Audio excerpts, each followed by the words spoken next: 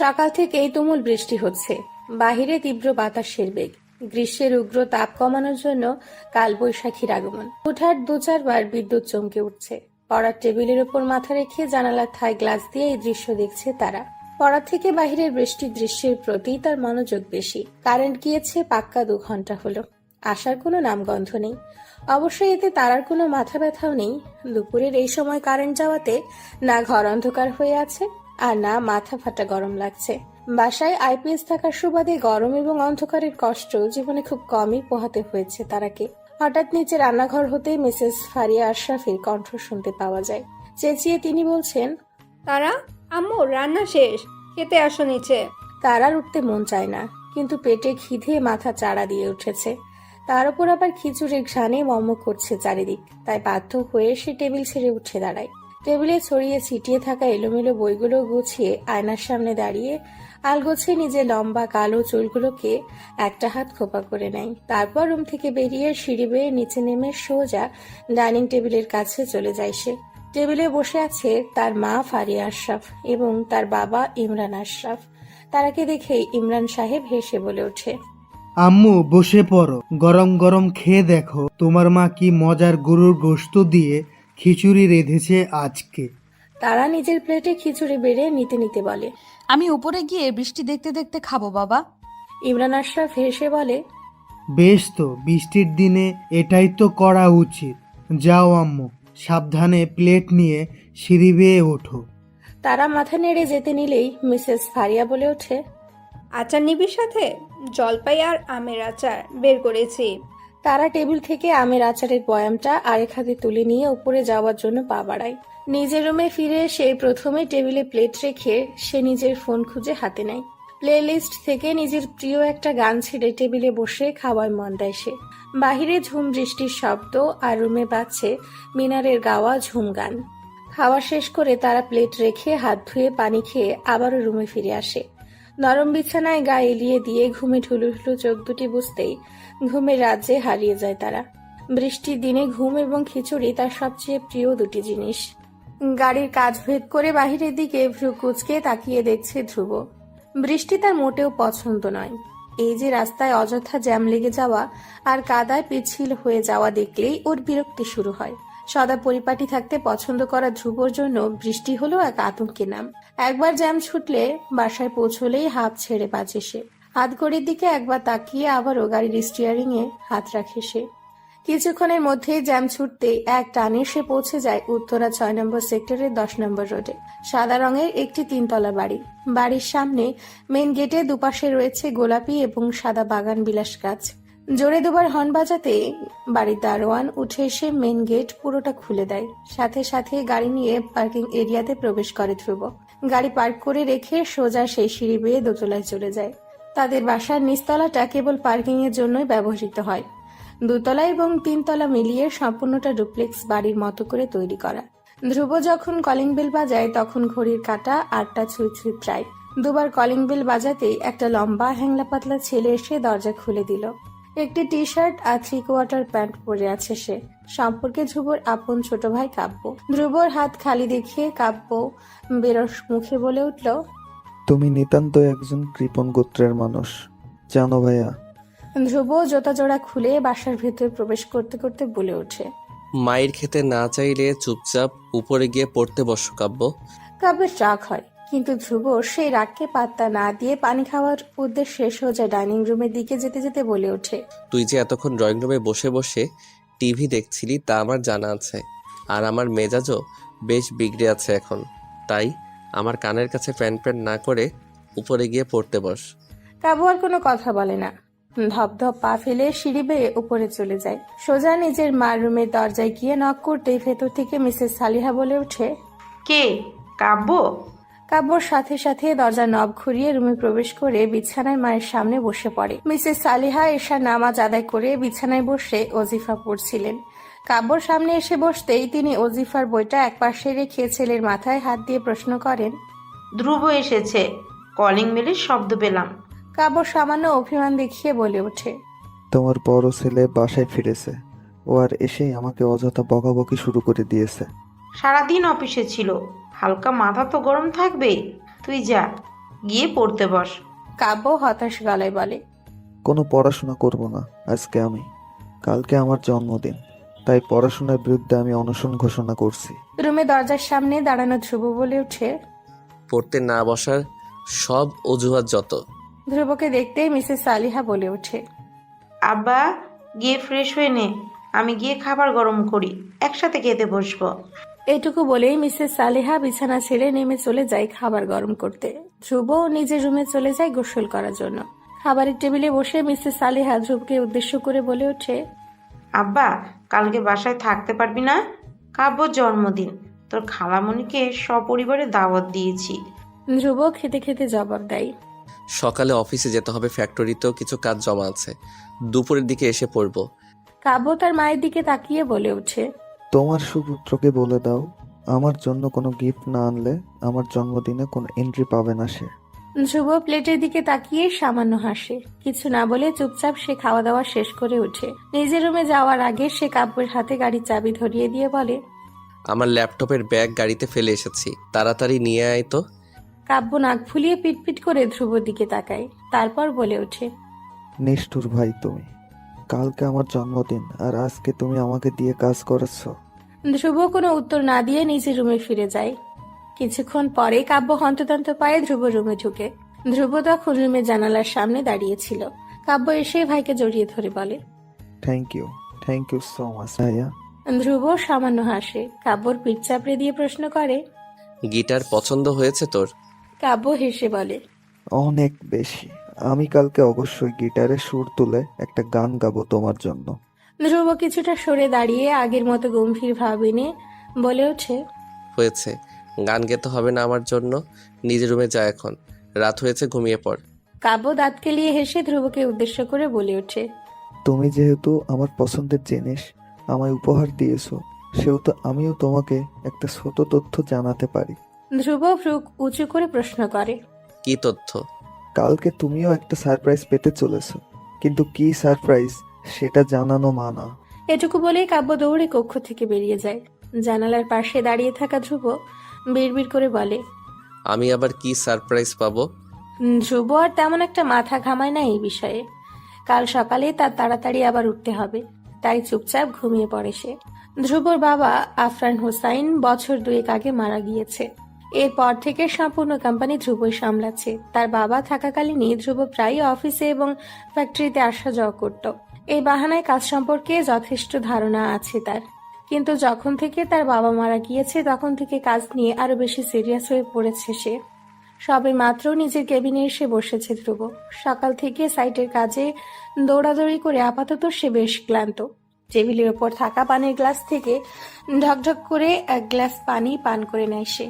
তারপর হাত ঘড়ির দিকে একবার তাকায় সে। 2টো বাজতে ঠিক 15 মিনিট বাকি। বাসায় ফিরতে হবে তার। জ্যামে না পড়লে মিরপুর থেকে উত্তরা যেতে তার সর্বোচ্চ 30 মিনিট সময় লাগবে। ধ্রুব বাসায় ফেরার জন্য উঠে দাঁড়ায়। এমন সময় তার মায়ের ফোন আসে। ফোন রিসিভ করতেই ওপাশ থেকে মিসেস সালিহা কিছু কথা বলে, যার জবাবে ধ্রুব শুধুমাত্র আচ্ছা বলে ফোন রেখে দেয়। একটা দীর্ঘশ্বাস ফেলে সে বেরিয়ে পড়ে। তারা ভার্সিটির দরজা দিয়ে বের হতে আশেপাশে তাকায়। আকাশের অবস্থা ভালো না, যে কোনো সময় বৃষ্টি নামতে পারে, সেজন্য সে তাড়াতাড়ি বেরিয়েছে। কিন্তু আশেপাশে তার গাড়ি কোথাও না দেখে ড্রাইভার জামাল ভাইকে ফোন দেওয়ার উদ্দেশ্যে ফোন বের করে সে। তখনই ফর্মাল গেটআপে তার সামনে এসে দাঁড়ায় ধ্রুব। গম্ভীর স্বরে বলে ওঠে। জামাল ভাই আসেনি, আমার সাথে চল। তারা হঠাৎই ধ্রুবর কণ্ঠ শুনে চমকে যায়। চোখ তুলে একবার ধ্রুবকে মাথা থেকে পা পর্যন্ত পরখ করে নেয়, তারপর বলে। তুমি কখন আসলে? ধ্রুব ব্যস্ত চোখে আকাশের দিকে তাকিয়ে বলে ওঠে। 20 মিনিট ধরে দাঁড়িয়ে আছি, তাড়াতাড়ি চল, বৃষ্টি নামলে জ্যামের মধ্যে পড়তে হবে। কথাটুকু বলে ধ্রুব রাস্তা পার হওয়ার জন্য উদ্যত হয়। তারাও তার পিছু পিছু আর কোনো কথা না বলে হাঁটা ধরে। ধ্রুব হঠাৎ থেমে পেছনে ফিরে তারার দিকে তাকায়। তারপর এগিয়ে গিয়ে তারার হাত ধরে রাস্তা পার করে গাড়ির কাছে আসে। দুজনেই গাড়িতে উঠে বসতেই তারা মনে মনে বলে ওঠে। কেয়ারিং ধ্রুব ভাইয়া। ধ্রুব একবার ঘাড় ঘুরিয়ে তারার দিকে তাকায়, তারপর সোজা তাকিয়ে স্টিয়ারিং এ হাত রেখে বলে ওঠে। সিট বেল্ট বেঁধে নে। তারা আর কোনো কথা না বলে সিট বেল্ট বেঁধে নেয়। পরপরই ধ্রুব গাড়ি স্টার্ট দেয়। তারা ধ্রুব যখন ধ্রুবদের বাসায় পৌঁছায় তখন প্রায় 3টা বাজে। ধ্রুব বাসায় ফিরতেই উপরে নিজের রুমে চলে যায় ফ্রেশ হতে। তারা লিভিং রুমে এসে সবার আগে মিসেস সালেহাকে জড়িয়ে ধরে বলে। সরি খালামণি, লেট হয়ে গেল। মিসেস সালেহা বলে, আপাতত তুই আগে গিয়ে ফ্রেশ হয়ে নে, কত বেলা হয়ে গিয়েছে। ধ্রুব আর তোকে একসাথে খেতে দিই, আয়। এটুকু বলেই মিসেস সালেহা ব্যস্ত পায়ে রান্নাঘরের দিকে যায়। তারার মা মিসেস ফারিয়া ও বোনের সাথে রান্নাঘরের দিকে যায়। লিভিং রুমে বসে আছে আপাতত তারার বাবা এবং কাব্য। কাব্যকে দেখে তারা এগিয়ে যায় তার দিকে। কাব্য মুখ ভার করে বলে, দ্যাটস নট ডান আপু। আমার জন্মদিনে তুমি সবার লেট এসেছো। তারা কিছুটা চোখ ছোট করে বলে ওঠে। তোর জন্য স্পেশাল গিফট নিতে গিয়েই তো দেরি হয়ে গেল। কাব্য সন্দিহান গলায় প্রশ্ন করে। তারা কাব্যকে নিজের হাতের গিফট প্যাক করা ব্যাগটা দেখিয়ে ফিসফিসিয়ে বলে, তোর জন্য রিমোট কন্ট্রোলার কিনেছি ভিডিও গেমস খেলার জন্য। ভিডিও গেমসের কথা শুনতেই কাব্যের চোখ চিকচিক করে ওঠে। সে খুশিতে আত্মহারা হয়ে বলে ওঠে। সত্যি? তারার সামনে তাকিয়ে দেখে তার বাবা লিভিং রুমে নেই, হয়তো তাদের কথার মাঝখানেই চলে গিয়েছে। তা দেখে সে একটা দীর্ঘশ্বাস ছেড়ে ফিসফিসিয়ে বলে, আসতে বল, ধ্রুব ভাইয়া যদি জানে আমি তোর জন্য কি গিফট এনেছি তাহলে তোকে আর আমাকে দুটোকেই জ্ঞানের ভান্ডার গুলিয়ে খাওয়াবে। সাথে সাথে পেছন থেকে একটা গম্ভীর স্বর ভেসে ওঠে। কি নিয়ে কথা হচ্ছে? কাব্য এবং তারা দুজনেই চকিতে পেছনে তাকায়। কাব্য ফ্রেশ হয়ে ফর্মাল গেটআপ বদলে আপাতত একটা নীল রঙের প্লেন টি শার্ট এবং একটা ধূসর রঙের ট্রাউজার পরে আছে। ধ্রুবকে দেখতেই তারা অপ্রস্তুত হয়ে হেসে বলে ওঠে, কিছু না ধ্রুব ভাইয়া, আমি তো কাব্যকে ওর হাফ ইয়ারলি এক্সামের রেজাল্ট জিজ্ঞেস করছিলাম। ধ্রুব বিদ্রুপের হাসি হেসে বলে ওঠে। এক পড়া চোর আরেক পড়া চোরকে তার চোরামির খবর জিজ্ঞেস করে, হাউ ফানি। তারা বিরক্ত হয়, কিছুটা রাগও হয় বটে। সে চোখ মুখ কুচকে বলে ওঠে, এত পড়া নিয়ে খোটা দিতে আসবে না আমাকে। অন্যকে নিয়ে বিদ্রুপ করলে আল্লাহ নারাজ হন, পরে দেখা যাবে তোমার কপালটাই বিশ্ব সেরা পরাচোর জুটল। তারার কথা শুনে সাথে সাথে কাব্য দুই হাত তুলে বলে ওঠে, সুম্মা আমিন। ধ্রুব হালকা চোখ গরম করে তাকায় দুজনের দিকে। তখনই মিসেস সালেহা ধ্রুব আর তারাকে খাওয়ার জন্য ডাকে। ধ্রুব আর কোনো কথা না বলে সেখান থেকে প্রস্থান করে। কাব্য এক গাল হেসে তারার পাশে দাঁড়িয়ে বলে ওঠে, আজকে তুমিও একটা সারপ্রাইজ পাবে, কিন্তু কি সারপ্রাইজ সেটা বলা মানা। তারা ভ্রুকুচকে কাব্যের দিকে তাকিয়ে প্রশ্ন করে, যদি বলা মানাই হয় তাহলে আগে বলে আমার মনে কৌতূহল জাগালে কেন? কাব্য দাঁত বের করে হেসে সেখান থেকে প্রস্থান করে। তারা মনে মনে বলে, আমি আবার কি সারপ্রাইজ পাবো? সন্ধে সকলে লিভিং রুমে বসে আছে। মিসেস সালেহা এবং ফারিয়া সকলকে নাস্তা পরিবেশন করতে ব্যস্ত। একপাশে সোফায় বসে ইমরান সাহেব এবং ধ্রুব ব্যবসার বিষয়ে কথাবার্তা বলছে। অপর পাশে সোফায় বসে তারা এবং কাব্য ধ্রুব রানা গিটার বাজানোর চেষ্টায় মগ্ন। এর মাঝেই কলিং বেলের শব্দ ভেসে আসে। ধ্রুব উঠে গিয়ে দরজা খুলে কাব্যের জন্য কেক অর্ডার করেছিল সে, রেড ভেলভেট ফ্লেভারের। সেটাই ডেলিভারি এসেছে। ধ্রুব লিভিং রুমের মাঝখানে থাকা টি টেবিলের ওপরে এনে কেক রাখে। কেকের ওপরে সুন্দর করে লেখা, হ্যাপি 14th বার্থডে কাব্য। কাব্য সহ সকলেই উঠে টেবিলের সামনে এসে দাঁড়িয়েছে। কাব্য কেক কেটে সবার আগে নিজের মাকে এবং পরে ধ্রুবকে খাইয়ে দেয়। এক এক করে সবাইকে কেক খাওয়ানোর পর তারার সামনে আসতেই তার মনে পড়ে তারার রেড ভেলভেট ফ্লেভারে অ্যালার্জি। কাব্য মন খারাপ করে বলে, শিট, সরি আপু, আমি ভুলেই গিয়েছিলাম যে তুমি রেড ভেলভেট ফ্লেভার খাও না। তারা হেসে কাব্যর হাত থেকে কেক নিয়ে তাকে খাইয়ে দিতে দিতে বলে, আমি খাই না, কিন্তু তোকে তো খাইয়ে দিতেই পারি। কাব্য কেক মুখে নিয়ে হেসে ফেলে। কেক খাওয়ার পর্ব শেষ হতে কাব্য সবার আনা গিফট খুলে দেখতে বসে পড়ে। তারা তখন সবার আড়ালে লিভিং রুম থেকে বেরিয়ে ডাইনিং রুমে এসে পড়ে। চেয়ার টেনে বসে গ্লাসে পানি ঢেলে খেতে নেয়। তখনই ধ্রুব তার পাশে এসে দাঁড়ায়। ধ্রুবকে দেখে তারা ভ্রু উঁচু করে প্রশ্নবোধক দৃষ্টিতে তাকায়। ধ্রুব কোনো কথা না বলে হাতে থাকা একটা প্যাকেট তারার সামনে টেবিলে রাখে। তারা কিছু না বলে হাত থেকে গ্লাস রেখে প্যাকেটটা খুলে দেখে। সাথে সাথে সে অবাক হয়ে যায়। প্যাকেটের ভেতর তারার প্রিয় ব্ল্যাক ফরেস্ট ফ্লেভারের পেস্ট্রি। তারা ধ্রুবকে ধন্যবাদ জানাবে তার আগেই ধ্রুব সেখান থেকে প্রস্থান করতে করতে বলে ওঠে, হা করে না থেকে তাড়াতাড়ি খেয়ে নে। তারা ধ্রুব যাওয়ার দিকে তাকিয়ে রয় কিছুক্ষণ। পরপরই সে বিড়বিড়িয়ে বলে, থটফুল ধ্রুব ভাইয়া। এটুকু বলেই সে খুশি মনে পেস্ট্রি খেতে থাকে। হঠাৎ কাব্য সেখানে উপস্থিত হয়। তার মুখে এক রাশ হাসি। সে হাসি মুখে বলে ওঠে, আম্মু ডাকছে তোমাকে, চলো। তারা একবার কাব্যর দিকে তাকায়, আবারও নিজের হাতের আধা খাওয়া পেস্ট্রির দিকে তাকায়। সে পেস্ট্রি হাতে নিয়েই উঠে কাব্যের সাথে লিভিং রুমে যায়। তারাকে দেখতেই মিসেস সালিহা হেসে বলে ওঠে, বস তুই। তারা চোখ বুলিয়ে দেখে সবাই এই মুহূর্তে লিভিং রুমে উপস্থিত। সকলেই হাসি মুখে তার দিকেই তাকিয়ে আছে। ধ্রুব চুপচাপ সোফায় বসে কফির মগে চুমুক দিচ্ছে। তারা আর কোনো কথা না বলে ধ্রুবর পাশে বসে পড়ে। পেস্ট্রি মুখে দিতে দিতে সে বলে ওঠে, খালামণি কি বলতে ডেকেছো? মিসেস সালেহা কোনো ভনিতা না করে স্পষ্ট বলে ওঠে, আমরা বড়রা মিলে সিদ্ধান্ত নিয়েছি তারাকে আমার ধ্রুবর বউ হিসেবে আনবো। মিসেস সালেহার কথার সাথে সাথে একজোড়া গলার কাশির শব্দ ভেসে আসে। ধ্রুব এবং তারা দুজনের গলায় কফি এবং পেস্ট্রি আটকে গিয়েছে। মিসেস সালেহা এবং ফারিয়া ব্যস্ত হয়ে পড়ে। দুজনে এসে ধ্রুব এবং তারার পিঠে হাত বুলিয়ে দিতে থাকে। কাব্য টি টেবিলের উপর থেকে দুটি পানির গ্লাস তাদের দিকে এগিয়ে দিয়ে বলে, আমি আগে থেকেই জানতাম এদের রিয়াকশন এরকমই হবে, তাই আমি আগে থেকেই প্রিপারেশন নিয়ে রেখেছিলাম। ধ্রুব এবং তারা পানি খেয়ে কিছুটা শান্ত হতেই একসাথে বলে ওঠে, কি কি সিদ্ধান্ত সিদ্ধান্ত নিয়েছো নিয়েছো তোমরা? তোমরা? কথাটা বলেই দুজন দুজনের দিকে তাকায়। কাব্য হেসে বলে ওঠে, তোমাদের বিয়ে দেওয়ার সিদ্ধান্ত নেওয়া হয়েছে। তোমাদের উচিত এই সিদ্ধান্তে খুশি হওয়া। বার্থডে আমার, অথচ সারপ্রাইজ তোমরা পাচ্ছ। ধ্রুব সাথে সাথে বলে ওঠে। ইম্পসিবল। তারাও একই স্বরে চেঁচিয়ে ওঠে। অসম্ভব। মিসেস সালেহা কাব্যর দিকে চোখ পাকিয়ে তাকায়। কাব্য আর কোনো কথা বলে না, কিন্তু ধ্রুব এবং তারার দিকে তাকিয়ে মিটমিটিয়ে হাসতে থাকে। তারার বাবা ইমরান সাহেব গলা খাকারি দিয়ে বলে ওঠে, হঠাৎ এই কথা শুনে তোমাদের অবাক হওয়াটা স্বাভাবিক, কিন্তু আমরা বেশ ভেবেচিন্তে এই সিদ্ধান্ত নিয়েছি। তোমাদেরও ভাবার জন্য সময় দেওয়া হবে, আর তোমরাও স্বাধীনভাবে নিজেদের মতো জানাতে পারো, কারণ আমরা তোমাদের উপর নিজেদের সিদ্ধান্ত চাপিয়ে দিচ্ছি না। তারা কিছু বলতে নিবে তার আগেই তার মা মিসেস ফারিয়া বলে ওঠে, কিন্তু নিজেদের মত জানানোর আগে অবশ্যই এই বিষয়ে একবার ভেবে দেখবি তোরা। মিসেস ফারিয়ার কথা শুনে তারা আর কিছু বলতে পারে না। সে আর চোখে ধ্রুবর দিকে তাকায়। ধ্রুব তার দিকেই তাকিয়েছিল। চোখে চোখ পড়তে ধ্রুব আসছি বলে সেখান থেকে কেটে পড়ে। হঠাৎ বিয়ের কথা ওঠায় তারাও বেশ অস্বস্তি এবং লজ্জায় পড়ে গিয়েছে। সে অজুহাত দেখিয়ে সেখান থেকে প্রস্থান করে তাড়াতাড়ি। বড়রা তাদের আর বাধা দেয় না। সকলের চোখের অগোচরে তারা ধ্রুবদের ছাদে এসে পড়ে। এই মুহূর্তে সকলের নজর থেকে পালানোর জন্য এর থেকে ভালো জায়গা আর মাথায় আসছে না। ছাদে আসতেই এক দমকা বাতাস অনুভব করে সে, যার থেকে মূলত পালানোর জন্য সে ছাদে এসেছিল। সেও ছাদের এক কোণে দাঁড়িয়ে আছে রেলিংয়ে হাত ঠেকিয়ে।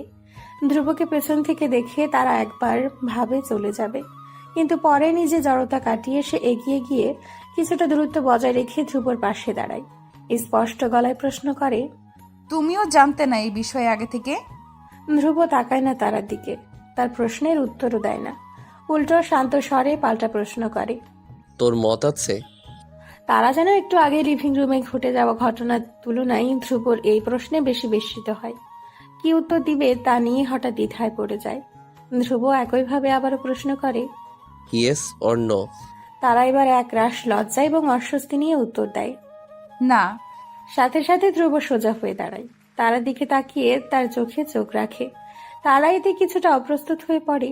একটু আগের ঘটনার পর থেকে তার ধ্রুবর সামনে আসতে কিছুটা লজ্জা লাগছে তারার। ধ্রুব এবার বলে ওঠে, কালকের মধ্যে সব আবার আগের মতো হয়ে যাবে। জোর করে বিয়ের পক্ষে আমিও নেই। খালামণি আর খালুর সাথেও আমি কথা বলে নিব, তুই চিন্তা করিস না। বলেই ধ্রুব আর সেখানে এক মুহূর্ত অপেক্ষা করে না, বড় বড় পা ফেলে প্রস্থান করে। তারা মনে মনে বলে ওঠে, জেন্টলম্যান ধ্রুব ভাইয়া। রাত 10:54। মিসেস সালেহা নিজের রুমে শুয়ে আছেন। হঠাৎ দরজায় নখের শব্দ শুনে তিনি উঠে বসেন। বালিশের পাশ থেকে চশমাটা চোখে পড়তে পড়তে বলে ওঠেন, ভেতরে আয়। ধ্রুব দরজা খুলে ভেতরে প্রবেশ করে। ধীর পায়ে এসে নিজের মায়ের সামনে বসে। সে কিছু বলতে নিবে তার আগেই মিসেস সালেহা বলেন, আমি জানি তুই কি বলতে এসেছিস। ধ্রুব প্রশ্নবোধক দৃষ্টিতে তাকায় মায়ের দিকে। মিসেস সালেহা একইভাবে আবারও বলেন, বিয়ের জন্য না করতে এসেছিস তো? ধ্রুব ধীর স্বরে জানায়, তারার মতো নেই। আর তাছাড়াও বিষয়টা আমার কাছে খুব অদ্ভুত লাগছে। তারাকে আমি কখনো ওই নজরে দেখিনি, না ওকে নিয়ে ভেবেছি। এখন হঠাৎ করে কিভাবে ওকে নিয়ে ভাবি। মিসেস সালেহা যেন ধ্রুবর এই ধরনের কথার জন্য প্রস্তুতি ছিলেন। তিনি স্বাভাবিক ভঙ্গিতে বলেন, এই সিদ্ধান্তটা মূলত তোর খালুরই। আমি আর তোর খালামণি কেবল এতে একমত হয়েছি। ধ্রুব সামান্য চিন্তিত ভঙ্গিতে বলে, আমার বিয়ে নিয়ে ভাবছো তা মানা যায়, আমি আপত্তি করিনি, কিন্তু তারা সবেমাত্র অনার্স করছে, এখনই ওর বিয়ে নিয়ে কেন ভাবছো তোমরা? 3 মাস আগে তোর খালু যে হার্ট অ্যাটাক করেছিল, মনে আছে তোর? ধ্রুব মাথা নেড়ে হ্যাঁ বলে। মিসেস সালেহা বলেন, তারপর থেকে ইমরান ভাই মূলত তারার বিয়ের কথা নিয়ে ভাবছেন। ওনার শরীরের অবস্থা যে খুব একটা ভালো না তা তোরও অজানা নয়। আর ওনার পরিচিতির মধ্যে পাত্র হিসেবে তোকে একমাত্র ওনার ভালো লেগেছে। যেহেতু তোর আর তারার কারোরই ব্যক্তিগত কোনো পছন্দ নেই, তাই আমাদেরও মনে হয়েছে তোদের বিয়ে হওয়াটাই উত্তম। মিসেস সালেহা থামে, ছেলের দিকে তাকায়। একদণ্ড থেমে তিনি আশাবাদী হয়ে ছেলের হাত নিজের হাতের মুঠোয় নেয়। আবারও বলতে শুরু করে, বিয়ের আগ পর্যন্ত একটা মেয়ের সমস্ত দায়িত্ব তার বাবার উপর থাকে, কিন্তু বিয়ের পর তার সব দায়িত্ব তার স্বামীর উপর এসে পড়ে। আর এই দায়িত্বটা থাকে বাকি সম্পূর্ণ জীবনের। তারার জন্য ইমরান ভাই তোকে পছন্দ করেছেন, মানে ওনার তোর উপর ভরসা আছে। ধ্রুব চুপচাপ সব শুনে। মায়ের কথায় পিঠে সে আর কথা খুঁজে পায় না। নিজের রুমে ফিরে আসে সে। বিছানায় গা এলিয়ে দিয়ে চোখ বুজে রায়। গভীরভাবে অনেকক্ষণ ধরে কিছু একটা চিন্তা করে সে। তারপর চটজলদি চোখ মেলে ফোন হাতে নিয়ে কন্ট্যাক্ট লিস্টে যায়। একটা মেসেজ পাঠিয়ে আবার আগের ভঙ্গিতে চোখ বুজে শুয়ে রায়। We need to talk, wait for me tomorrow after finishing your class, I will pick you up. মেসেজটা পড়ে তারা একবার সময়টা দেখে নেয়। ঘড়ির কাঁটায় প্রায় 12টা ছুঁই ছুঁই। এই সময় সাধারণত ধ্রুব কখনো তাকে মেসেজ বা কল করেনি ইতিপূর্বে।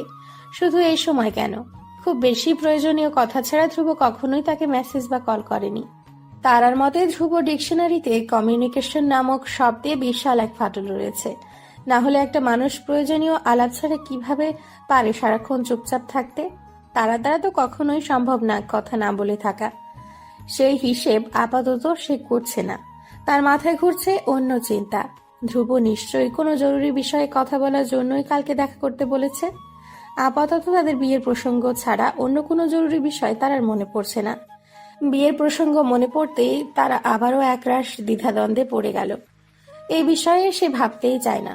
অ্যারেঞ্জ ম্যারেজ নিয়ে তার আর কোনো মাথা ব্যথা নেই, কিন্তু যে মানুষের সাথে সবকিছু মিসম্যাচড তার সাথে সারা জীবন পার করাটা নেহাত ইম্পসিবল। এসব ভাবতে ভাবতে তার আর মাথা ধরে আসে। 1 কাপ চা হলে ভালো হয়। তারা চা বানানোর জন্য নিচে রান্নাঘরে যেতেই দেখতে পায় রান্নাঘরের লাইট জ্বলছে। নিশ্চয়ই তার মা উঠেছে। মিসেস ফারিয়ার ইনসোমিয়ার সমস্যা আছে। রাতে ঘুম খুবই অল্প হয় ওনার। তখন তিনি হয় রান্নাঘরে সময় কাটান, না হয় বই পড়েন। তারা রান্নাঘরে প্রবেশ করতেই দেখতে পায় তার মা ওভেনের সামনে দাঁড়িয়ে কিছু একটা করছে। তারা বলে ওঠে, বাবা ঘুমিয়ে পড়েছে? মিসেস ফারিয়া তারাকে দেখে একগাল হেসে বলেন, হ্যাঁ, ওষুধ খেয়েই ঘুমিয়ে পড়েছে। আমার ঘুম আসছিল না, তাই এসে কুকিজ বেক করছি। তুই খাবি? তারা হাই তুলতে তুলতে বলে, হ্যাঁ, খাওয়া যায়, কিন্তু সাথে 1 কাপ চা লাগবে আমার। মিসেস ফারিয়া একইভাবে হেসে বলেন, চা অলরেডি চুলোয় বসিয়েছি আমি। তুই গিয়ে বস, আমি নিয়ে আসছি। তারা অবাক হয়। বিস্ময় নিয়ে প্রশ্ন করে, তুমি কিভাবে জানলে আমি চা খাবো? মা তো, তাই সব বুঝি। আমি জানতাম তুই ঘুমাবি না। বিয়ে নিয়ে হয়তো চিন্তা করছিস। বিয়ের কথা শুনে তারা আবারও অপ্রস্তুত হয়ে পড়ে। সে বলে, আমি তাহলে ডাইনিং টেবিলে বসছি, তুমি আসো। এটা বলেই তাড়াতাড়ি সেখান থেকে বেরিয়ে আসে সে। এই বিষয়ে কথা বলতে অপ্রস্তুত বোধ করছে সে, কিন্তু একবার কথা বলার প্রয়োজনও অনুভব করে সে। বেশ কিছুক্ষণ পর মিসেস ফারিয়া একটা ট্রেতে করে 2 কাপ চা এবং কিছু কুকিজ নিয়ে তারার পাশে এসে বসে। তারা বেশ কিছুক্ষণ চেষ্টা করেও কি বলবে বুঝে উঠতে পারে না। এতে নিজের উপরেই বেশ বিরক্ত হয় সে। মনে মনে নিজেকে গালমন্দ করে সে। এইভাবে তো সারা দিন তোতা পাখির মতো কথা বলতে পারিস, আর এখন মুখ দিয়ে কোনো কথাই বের হচ্ছে না। মিসেস ফারিয়া নিজে থেকেই বলে ওঠেন, বিয়ের বিষয়ে কথা বলতে চাচ্ছিস? তারা হাঁপ ছেড়ে বাঁচে। এই সুযোগের অপেক্ষায় ছিল সে। এক নাগাড়ে বলে ফেলে, ধ্রুব ভাইয়া আর আমার বিয়ে ইম্পসিবল মা। We are not made for each other. Mrs Faria প্রশ্ন করে। তুই কি এই ব্যাপারে ভেবে তারপর সিদ্ধান্ত জানাচ্ছিস? আমি এই ব্যাপারে ভাবতেই চাই না মা। না ভেবেই তুই কিভাবে বলে দিচ্ছিস যে তোরা not made for each other? তারা বিরক্ত হয়ে বলে। কারণ আমার আর ধ্রুব ভাইয়ার মাঝে আকাশ পাতাল ফারাক। সে যদি হয় কোনো বীজগণিতের সমীকরণ, তাহলে আমি হচ্ছি সেই সমীকরণের শূন্য ফল। সে যদি হয় ইংরেজি গ্রামারের রাইট ফর্ম অফ ভার্ভ, আমি তাহলে টেন্স। সে যদি হয় বাংলা বইয়ের পদ্য, আমি তাহলে গদ্য। সে যদি হয় ফিজিক্সের স্থির তড়িৎ, আমি তাহলে চলতড়িৎ। কি ভয়ঙ্কর অবস্থা, ভাবতে পারছো? মিসেস ফারিয়া অবাক হয়ে প্রশ্ন করে। হঠাৎ তোর পড়াশোনার প্রতি এত আগ্রহ কিভাবে আসলো? যেই মেয়ের বইয়ের প্রতি এত অনীহা, তার ধ্রুবর সাথে বিয়ের কথা উঠতেই এত উন্নতি। এমন জানলে তো আমি আরও আগে তোকে ধরে বেঁধে ধ্রুবর সাথে বিয়ে দিয়ে দিতাম। তারা বিরক্ত হয়ে বলে। উফ মা, আমি তো শুধু উদাহরণ দিচ্ছিলাম। মিসেস ফারিয়া এবার কিছুটা সিরিয়াস হয়ে তারার দিকে তাকায়, গম্ভীর গলায় বলে। আমি এখন যা বলছি তা মন দিয়ে শুনে ভেবেচিন্তে তবেই আমাকে নিজের সিদ্ধান্ত জানাবি। তোর বাবা আর আমার চিন্তাটা তুই বুঝবি না। একটা মাত্র মেয়ে তুই আমাদের। তোর বিয়ের ব্যাপারে ভাবার সময় আমি আর তোর বাবা তোর ভালো থাকাটা নিয়ে চিন্তা করি। আর তোর ভালো থাকাটা নির্ভর করে বিশ্বস্ত কেউ তোর জীবনসঙ্গী হলে। এখন তুই নিজেই বল, ধ্রুব ছাড়া তোর চেনা জানার মধ্যে আর কোনো বিশ্বস্ত পাত্র আছে? ধ্রুব তোর জন্য বেশ চয়েস মা। শেষের কথাটা কিছুটা আদুরে ভঙ্গিতে বলেন মিসেস ফারিয়া। ওনার কথার প্রভাব কিছুটা হলেও তারার উপর পড়ে। তারা নড়ে চড়ে বসে, চায়ের কাপের দিকে তাকিয়ে কিছু একটা ভাবে, তারপর প্রশ্ন করে। কিন্তু বিয়ের জন্য কি ভালোবাসা ইম্পর্ট্যান্ট না মা? সব বিয়ে তো আর লাভ ম্যারেজ হয় না। আর অ্যারেঞ্জ ম্যারেজের ক্ষেত্রে বিয়ের আগে ভালোবাসাটা ইম্পর্ট্যান্ট না, কারণ সেই ভালোবাসাটা বিয়ের পর আপনা আপনি এসে পড়ে। এই সম্পর্কের জোর অনেক মজবুত। তারা চুপচাপ মিসেস ফারিয়ার কথা শুনে যায়। নিজের মায়ের কথা যে ফেলে দেওয়ার মতো না তা অনুভব করে সে। কিন্তু দিন শেষে সিদ্ধান্ত কেবল তার এবং ধ্রুবর।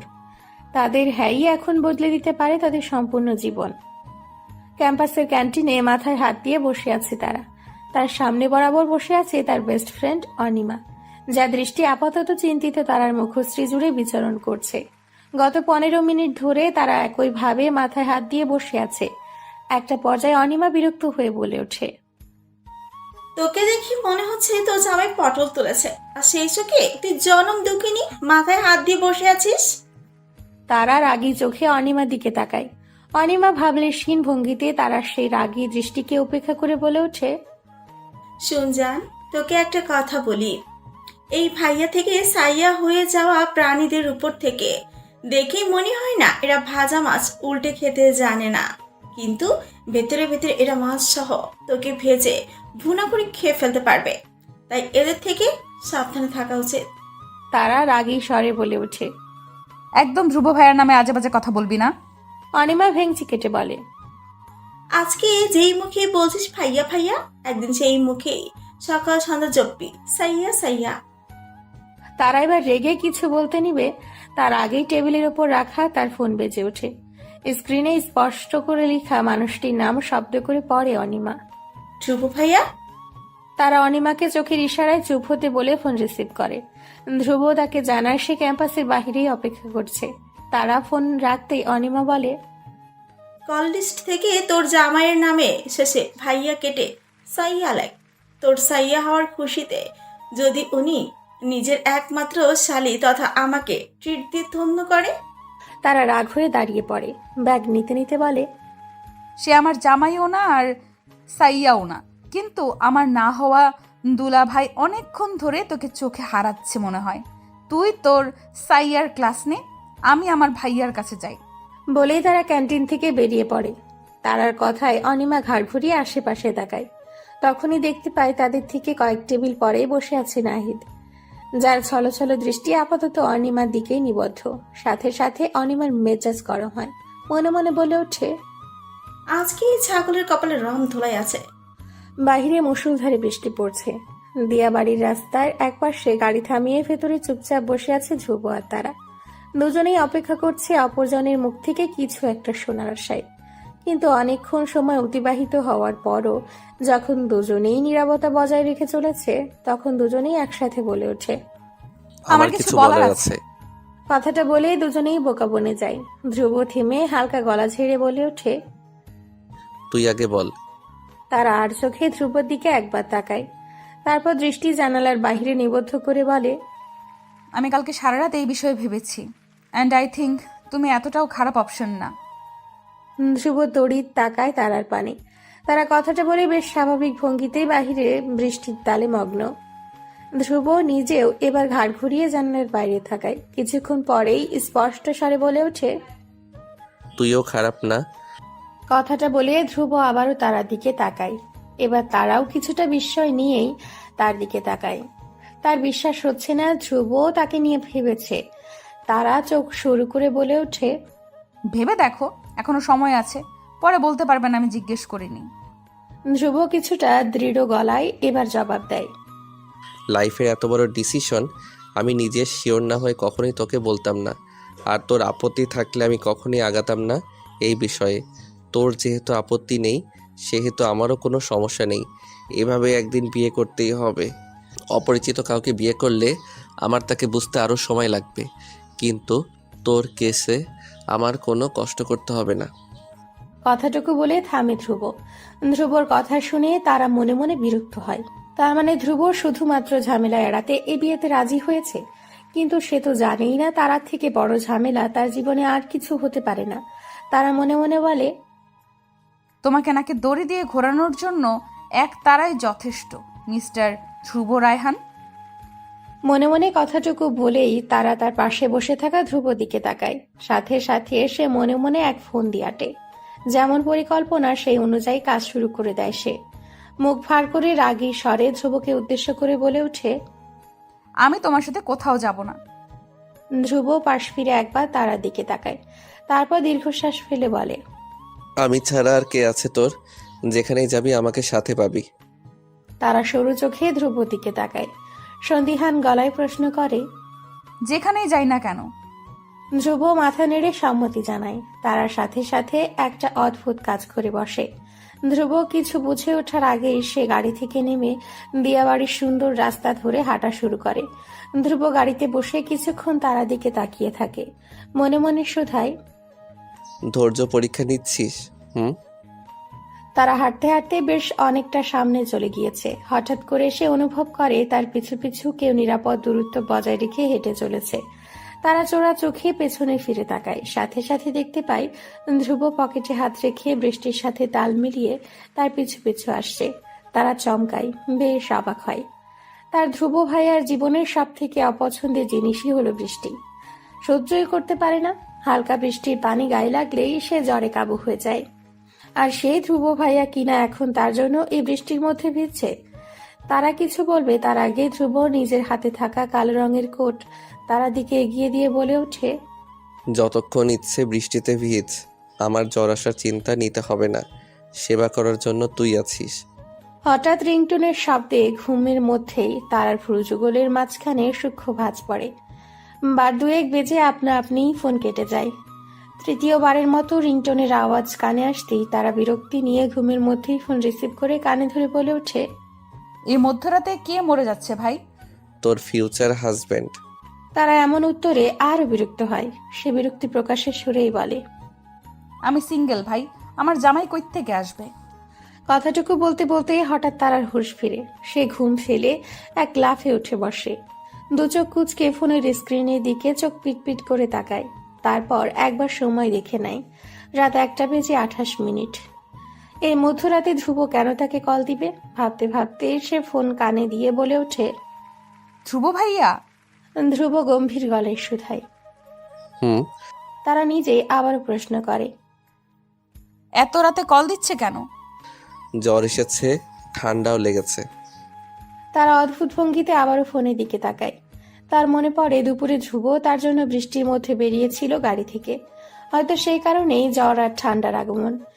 কিন্তু সেটার জন্য তারাকে কেন ফোন করবে? তার উচিত ডাক্তারকে ফোন করা।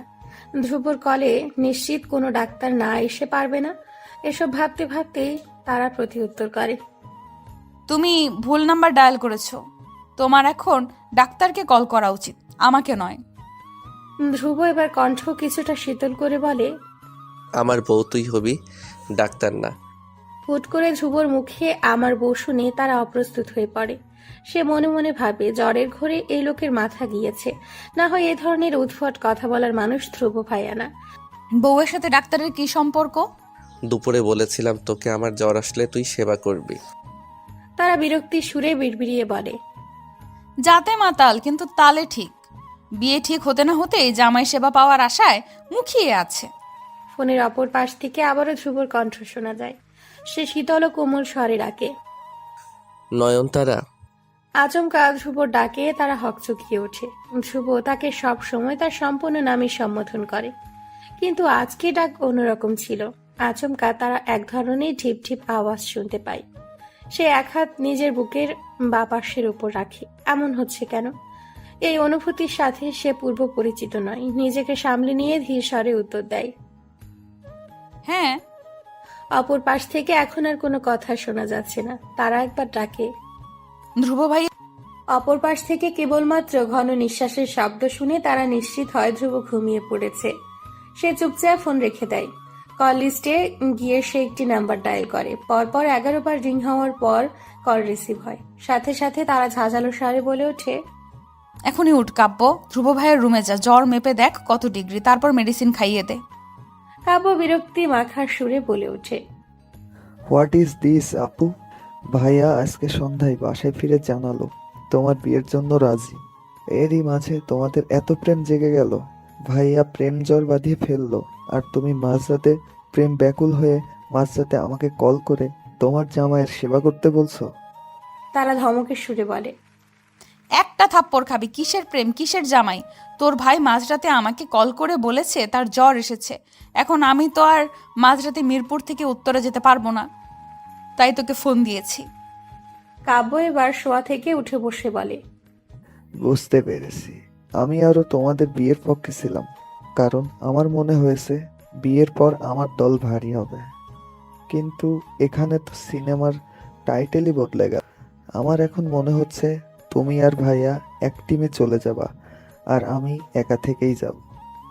তারা বিরক্ত হয়ে ফোন কেটে দিয়ে আবারও ভিডিও কল দেয় কাব্যকে। কাব্য ফোন রিসিভ করতেই তারা বলে, ওঠ, আমার সামনেই এখন যা, গিয়ে তাড়াতাড়ি ধ্রুব ভাইয়ার জ্বর মেপে ওষুধ দে। কাব্য মাথায় হাত দিয়ে বলে ওঠে, সাংঘাতিক অবস্থা আপু। তুমি মাঝরাতে ভাইয়াকে দেখার জন্য ভিডিও কলও দিচ্ছ। গতকালও তো তুমি বিয়ের বিরুদ্ধে ছিলে, আর আজকেই এই হাল। তারা রাগ দেখিয়ে বলে। তুই যাবি? সাথে সাথে কাব্য নেমে রুম থেকে বেরিয়ে ধ্রুব রুমের সামনে যায়। দরজার নব ঘুরিয়ে রুমে প্রবেশ করে দেখে ধ্রুব বিছানায় উপুর হয়ে ঘুমিয়ে আছে। তার বালিশের একপাশে ফোন রাখা। কাব্য ইচ্ছে করেই নিজের হাতের ফোনটা বেডসাইড ক্যাবিনেটে এমনভাবে রাখে যেন তারা ধ্রুবকে দেখতে পায়। আচমকা ফোনের স্ক্রিনে ধ্রুবর মুখশ্রী ভেসে উঠতেই তারার মায়া হয়। ধ্রুব চেহারা দেখে স্পষ্ট বোঝা যাচ্ছে বেচারা জ্বরের সম্পূর্ণ কাবু। তারা মনে মনে দুপুরে ধ্রুব ধৈর্য পরীক্ষা নেওয়ার জন্য আফসোস করে। হঠাৎ তারা লক্ষ্য করে সদা পরিপাটি ফর্মাল গেটআপে দেখা ধ্রুব ভাইয়াকে এখন এমন উস্কো খুস্কো অবস্থায় দেখতে বেশ আদরে লাগছে। ঠান্ডায় লাল হয়ে থাকা নাক, উস্কো খুস্কো চুল, সবকিছু তারার মনকে এলোমেলো করে দিচ্ছে। তারা নিজেকে সামলে নিয়ে মনে মনে বলে, বেহায়া মেয়ে, নিজেকে সামলা। তখনই ফোনের অপর পাশ থেকে কাব্য বলে, ও মাই গড, 104 ডিগ্রি। আপু আমি এখন ফোন রাখছি, ভাইয়াকে ডেকে তুলে ওষুধ দিচ্ছি, জলপুতিও দিতে হতে পারে। তারাকে আর কিছু বলার সুযোগ না দিয়েই কাব্য কল কেটে দেয়। তারা বসে বসে দাঁত দিয়ে নখ কাটতে কাটতে ধ্রুবর জন্য চিন্তা করতে থাকে। হঠাৎ সে উপলব্ধি করে সে হুট করেই ধ্রুবকে নিয়ে বেশি ভাবছে। আগে তো কখনো এমন হয়নি।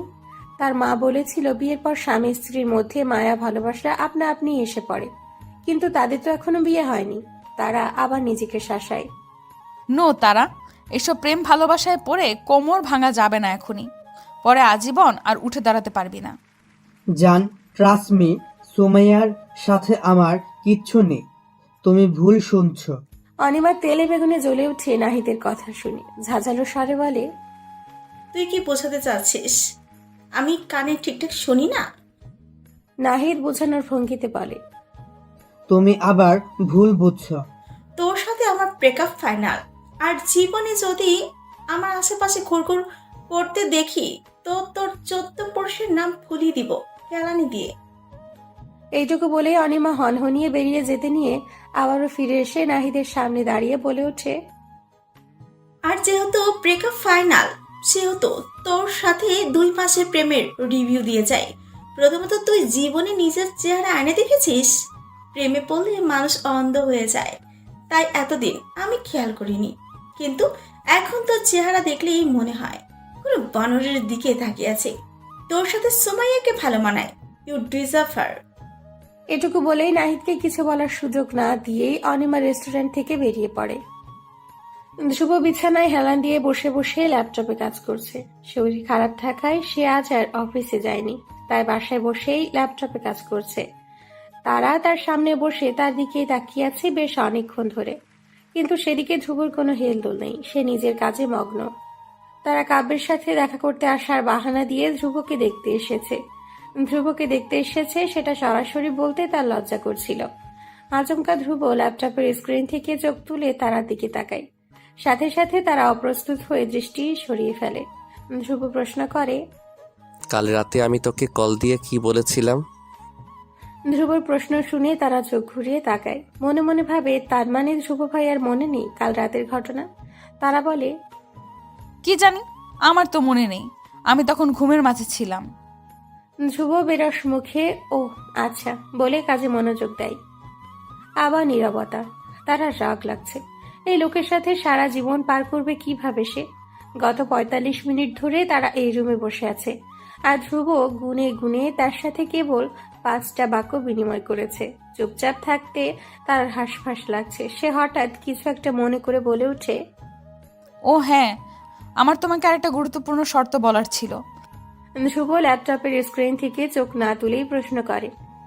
কি শর্ত? তারা অকপটে বলে, বিয়ের পর আমাকে পড়াশোনা করার জন্য ধমকাধমকি করতে পারবে না কাব্যর মতো।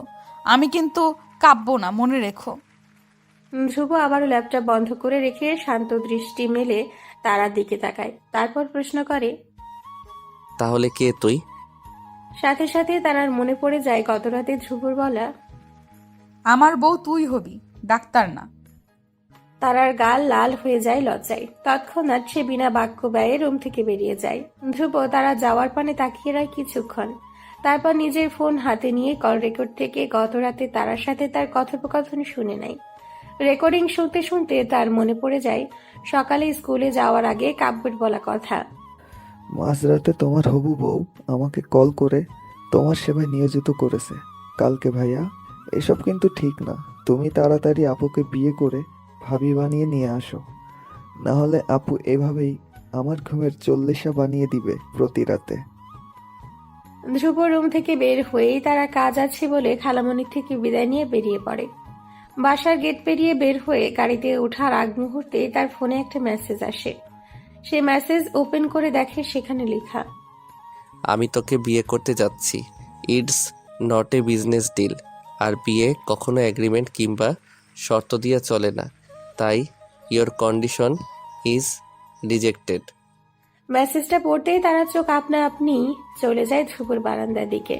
সেদিকে তাকাতেই সে দেখতে পায় ধ্রুব বারান্দায় দাঁড়িয়ে তার দিকেই তাকিয়ে কফির মগে চুমুক দিচ্ছে। তারার সাথে সাথে দৃষ্টি ফিরিয়ে নেয়। এই লোকের দিকে বেশিক্ষণ তাকিয়ে থাকার রিস্ক সে নিতে চায় না।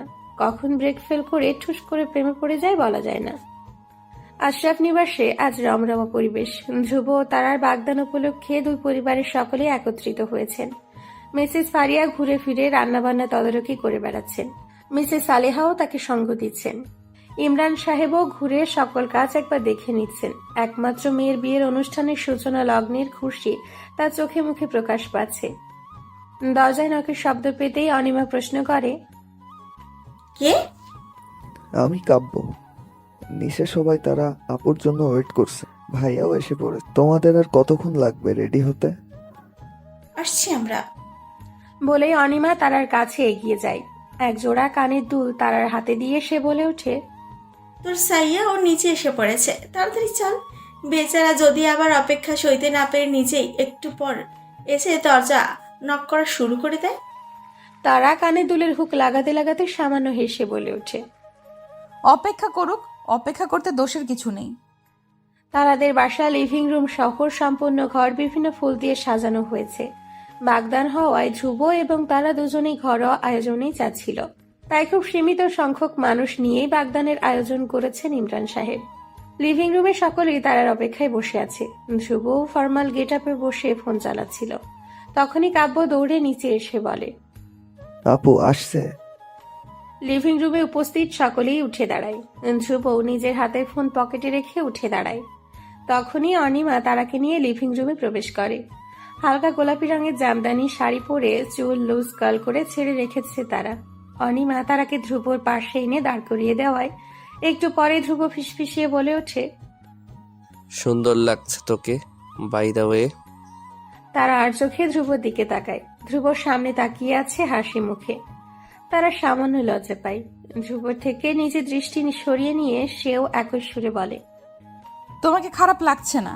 বাম হাতের অনামিক আঙ্গুলের হীরার আংটিটার দিকে তাকিয়ে আছে তারা। নীল রঙের পাথরটি অনেকটা তারাকৃতির মতো দেখতে। ধ্রুব নিজে অর্ডার দিয়ে বানিয়েছে এটা। সত্যি বলতে তারারও বেশ পছন্দ হয়েছে। এজন্যই একটু পর পর নিজের হাতের দিকে তাকিয়ে এটা দেখছে। বিয়ের তারিখ 2 সপ্তাহ পরে ঠিক করা হয়েছে। এত তাড়াতাড়ি ডেট ফিক্সড করার অন্যতম কারণ হচ্ছে সামনের মাসে ধ্রুব একটা বিজনেস ট্রিপে দেশের বাইরে যেতে হবে। তার আগে বিয়ের কাজ সম্পন্ন করতে চান দুই পরিবারের বড়রা। তারার ভাবনার মধ্যেই তার ফোনে কল আসে। সে তাকিয়ে দেখে কাব্য কল করেছে। তারা শোয়া থেকে উঠে বসে ফোন রিসিভ করতেই কাব্য বলে ওঠে, আপু আই ওয়ান্ট জাস্টিস। তারা ভ্রুকুচকে বলে। তোর আবার কি হয়েছে? কাব্য রাগী স্বরে বলে। জুলুম চলছে আমার উপর। তারা বিজ্ঞের মতো বলে, কে তোমার উপর জুলুম করেছে বৎস? আমাকে বলো, আমি এর বিহিত করছি। তোমার জামাই। তারা একই সুরে বলে। আমার জামাই? কে সেই জামাই? কাব্য এবার বিরক্ত হয়। যার সাথে আজ সন্ধ্যায় তোমার এঙ্গেজমেন্ট হয়েছে সেই জামাই। তারা হাসি চেপে রেখে প্রশ্ন করে, তা সে কি করেছে শুনি? আমি বলেছি আগামী 2 সপ্তাহ তোমাদের বিয়ে উপলক্ষে আমি স্কুল যাব না। ভাইয়া আমার দিকে এমন ভাবে তাকিয়েছে যেন চোখ দিয়ে গিলে খাবে আমাকে। তারা বলে, এখন এতে আমি কি করতে পারি? তুমিও তো কিছু একটা করতে পারো। আমি মুভি আর ড্রামাতে দেখেছি বিয়ের পর বড় বড় মাফিয়ারাও বইয়ের ইশারায় চলে। তাহলে তুমিও ভাইয়াকে নিজের ইশারায় চালিয়ে রাজি করিয়ে ফেলো প্লিজ। তারা মনে মনে বলে, নিজেই গত 2 দিন ধরে আমার ভাবনায় এসে আমাকে নাচাচ্ছে, আর আমি কি না তাকে নিজের ইচ্ছায় চালাবো? অপর পাশ থেকে কাব্য বলে ওঠে। আপু তারা এবার কিছুটা ভেবে বলে, আমি যা বলবো তা করলে আমি তোর 2 সপ্তাহের ছুটি মৌকুফ করব। কাব্য খুশি হয়ে বলে। তুমি যা বলবে তাই করব। তারা এবার বিছানা ছেড়ে নেমে হাঁটা শুরু করে। হাসি হাসি মুখে বলে, তোর ভাইয়ার মনে বউ নামক ভীতি প্রবেশ করাতে হবে। কাব্য মাথা চুলকে বলে, সেটা আবার কি জিনিস? সেটাও তোকে আমার শিখিয়ে দিতে হবে? সারাদিন এত মুভি ড্রামা দেখিস, সেখান থেকে কিছু শিখিসনি? এমন কিছু কর যাতে তোর ভাইয়ার মনে বউ নিয়ে ভয় জন্মায়। একবার আমাকে ভয় পাওয়া শুরু করলে পরে আপনা আপনি আমার ইশারায় চলবে। কাব্য এবার সব দাঁতগুলো বের করে হেসে বলে, বুঝতে পেরেছি। নো চিন্তা ডুব। আমি এখন কি করি শুধু দেখো। নিজের রুমে সোফায় বসে কিছু ফাইল দেখছিল ধ্রুব। তখনই রুমের দরজায় নক করে ভেতরে প্রবেশ করে কাব্য। কাব্যকে দেখে ধ্রুব বিরক্তির সুরে বলে ওঠে, আবারও কানের কাছে একই ধানাই পানাই গাইতে আসবি না কাব্য। এইভাবেই লাস্ট সেমিস্টারে ডাব্বা মেরেছিস, এখন আবার কোন মুখে 2 সপ্তাহের ছুটি চাস? কাব্য ধ্রুবর পাশে বসতে বসতে বলে ওঠে, আমি সেজন্য আসিনি ভাইয়া, আমি আরো গুরুত্বপূর্ণ কাজে এসেছি। ধ্রুব আর চোখে কাব্যের দিকে তাকায়। তারপর আবার ফাইলে মনোযোগ দিয়ে বিদ্রুপের সুরে বলে ওঠে, তোর ডিকশনারিতে আবার গুরুত্বপূর্ণ নামক শব্দ কবে থেকে যোগ হলো? কাব্য খুবই সিরিয়াস মুখ করে বলে, আমি মোটেও ফান করতে আসিনি ভাইয়া। I am so serious right now. Dhruv এবার হাতের ফাইল রেখে কাব্যের দিকে তাকায়, বলে, আচ্ছা, কি বলতে এসেছিস বল। কাব্য মুখের ভঙ্গি পূর্বের তুলনায় আরো সিরিয়াস করে বলে, দেখো, তোমার সাথে আমি যতই দুষ্টামি করি না কেন, দিন শেষে তুমি আমার ভাই। আমি তোমাকে নিয়ে চিন্তা করি। ধ্রুব এবার কিছুটা ভ্রু উঁচু করে তাকায়, সন্দিহান গলায় বলে, যা বলতে চাস সোজা সাপটা বল।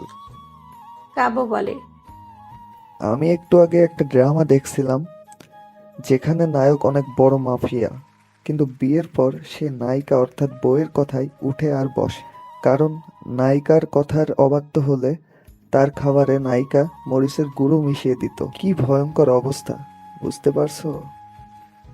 ধ্রুবর ভ্রুজোড়ার মাঝে ভাঁজ পড়ে। সে বলে, এসব আমাকে বলছিস কেন? কারণ ভাইয়া, দুদিন পরে তোমারও বিয়ে। বিয়ের আগে সব ছেলেরা স্বাধীন, কিন্তু বিয়ের পর থেকেই তার শুধুমাত্র বউয়ের কথায় চলতে হয়। যেমন বাবা আর খালুকে দেখে নাও তুমি, ওনাদের কখনো দেখেছো তুমি নিজের বউয়ের কথার বাইরে চলতে? কারণ বউয়ের অবাধ্য হলেই স্বামীদের উপর নেমে আসে অত্যাচার। ধ্রুব বিরক্তির সুরে বলে, তুই এই মাঝরাতে ঘুম রেখে আমাকে বিয়ের এবিসিডি শিখাতে এসেছিস? কাব্য মাথা নেড়ে বলে, মোটেও না, আমি তো কেবল তোমাকে কিছু টিপস দিতে এসেছিলাম, কারণ এসব বিষয়ে তোমার থেকে কিছুটা হলেও আমার আইডিয়া বেশি। ধ্রুব রাগ দেখিয়ে বলে, খুব পেকে গিয়েছিস, থাপ্পড় খাওয়ার আগে আমার সামনে থেকে যা। কাব্য আর কিছু না বলে চলে যাওয়ার জন্য উঠে দাঁড়ায়। দরজার কাছাকাছি যেতে সে আবারও ফিরে এসে সিরিয়াস ভঙ্গিতে বলে, তুমি এখন যে সোফাতে বসে আছো, বিয়ের পর এটাও কিন্তু তোমার জন্য অভিশাপ হয়ে যেতে পারে। কারণ ওই ড্রামাতে আমি দেখেছি, নায়িকার অবাধ্য হওয়ার ফলস্বরূপ নায়িকা নায়ককে বিছানার শোয়ার জায়গা দেয় না। বেচারা নায়ক কোনো উপায় না পেয়ে পরে সোফায় ঘুমাতে হয় তার, আর সোফায় ঘুমানোর কারণে তার পিঠের হাড্ডিতেও সমস্যা হয়। বাকিটা তুমি ভালো বুঝো। এটুকু বলে কাব্য সাথে সাথে রুম থেকে চলে যায়। সোফায় বসে থাকা ধ্রুব চিন্তিত ভঙ্গিতে একবার সোফার দিকে তাকায়, একবার পাশে দেওয়ালের আয়নায় নিজের দিকে তাকায়। আনমনে বলে ওঠে, এমনও হয়। স্কুল থেকে বাসায় ফিরে মেন গেট দিয়ে ঢোকার সময় কাব্য দেখে ধ্রুবর রুমের সোফাটা দুজন মানুষ তুলে ট্রাকে করে নিয়ে যাচ্ছে। বিষয়টা দেখে কাব্য চোখ ছানা বড়া। সে দৌড়ে বাসার ভেতরে যায়। মিসেস আলেহার কাছে গিয়ে প্রশ্ন করে, মা, ভাইয়ার রুমের সোফা কোথায় নিয়ে যাচ্ছে? মিসেস আলেহা কাজে লোকেদের রান্নার কাজ বুঝিয়ে দেওয়ার মাঝেই কাব্যের প্রশ্নের উত্তর দেয়, তোর ভাইয়ার রুমের কিছু ফার্নিচার চেঞ্জ করবে, আর আজ সকালে নাকি সোফাতে কফি পড়ে গিয়েছে, তাই সেটাও বাদ দিয়ে দিচ্ছে ও। মিসেস আলেহার কথা শুনে কাব্য লম্বা করে ও বলে ওঠে। নিজের রুমে যেতে যেতে সে ভাবতে থাকে তার ওষুধ যে এত তাড়াতাড়ি কাজে দিবে সেটা সে কখনোই ভাবেনি। কাব্য রুমে গিয়েই ব্যাগ রেখে ফোন হাতে নেয় সবার আগে তারাকে কল করার জন্য। তারা সবেমাত্র ক্লাস থেকে বেরিয়েছে। ভার্সিটির মেন গেট দিয়ে বের হতেই দেখতে পায় রাস্তার অপর পাশে গাড়িতে পিঠ হেলান দিয়ে দাঁড়িয়ে আছে ধ্রুব। দুহাত বুকের কাছে ভাঁজ করে তারার দিকেই তাকিয়ে আছে সে। তারা রাস্তা পার হওয়ার জন্য পা বাড়াতে নিলে ধ্রুব ইশারা দেয় না এগোনোর জন্য। তারা সামনে এগোয়নি। ধ্রুব নিজেই রাস্তা পার করে তারার কাছে এসে দাঁড়ায়। তারা ক্লান্ত স্বরে বলে, খালামণি শুধু শুধু তোমাকে পাঠালো, জামাল ভাইয়ার সাথেই আমি চলে যেতে পারতাম। ধ্রুব তারার হাত ধরে সতর্ক চোখে রাস্তা পার হতে হতে বলে ওঠে, এখন থেকে তুই আমার দায়িত্ব। তোর খালামণি আমাকে না বললেও আমার ফিয়ন্সেকে আমি পিক করতে আসতাম। ধ্রুবর কথা শুনে মাঝ রাস্তায় তারা বিষম খায়। সেদিন রাতে সে ভেবেছিল ধ্রুব জ্বরের ঘরে আবল তাবল বকছে, কিন্তু না, এখন তো দেখছি সত্যি সত্যি ধ্রুবর ওপর বিয়ের ভূত ভর করেছে। কখনো বউ তো কখনো ফিয়ান্সে বলে তারাকে বিভ্রান্ত করে দিচ্ছে। এমন না যে তারার এই বিয়েতে মত নেই কিংবা সে খুশি নয়, কিন্তু এই নতুন সম্পর্কের পরিবর্তনের সাথে মানিয়ে নিতে তার কিছুটা সময় লাগবে। সেজন্যই সে হুঠাৎ ধ্রুব সম্বোধনে অপ্রস্তুত হয়ে পড়ছে। রাস্তা পার হয়ে গাড়ির কাছে আসতে ধ্রুব তারার জন্য গাড়ির দরজা খুলে দেয়। তারা এক মুহূর্ত ধ্রুব দিকে তাকিয়ে গাড়ির ভেতরে উঠে বসে। ধ্রুব গাড়ির দরজা লাগানোর আগে বলে ওঠে, তুই 2 মিনিট বস, আমি আসছি। ধ্রুব যাওয়ার দিকে তাকিয়ে রয় তারা। তখনই তার ফোন বেজে ওঠে। তারা ফোন রিসিভ করতে অপর পাশ থেকে কাব্য চিল্লিয়ে বলে ওঠে। আপু, গেস হোয়াট হ্যাপেন? তারা সাথে সাথে চোখ বন্ধ করে ফোন কানের থেকে দূরে সরিয়ে ধরে। তার মনে হচ্ছে এই বুঝি তার কানে পর্দা ফেটে গেল। তারা রাগে চিল্লিয়ে ওঠে। এই কাব্য, তোর কি প্ল্যান বলতো?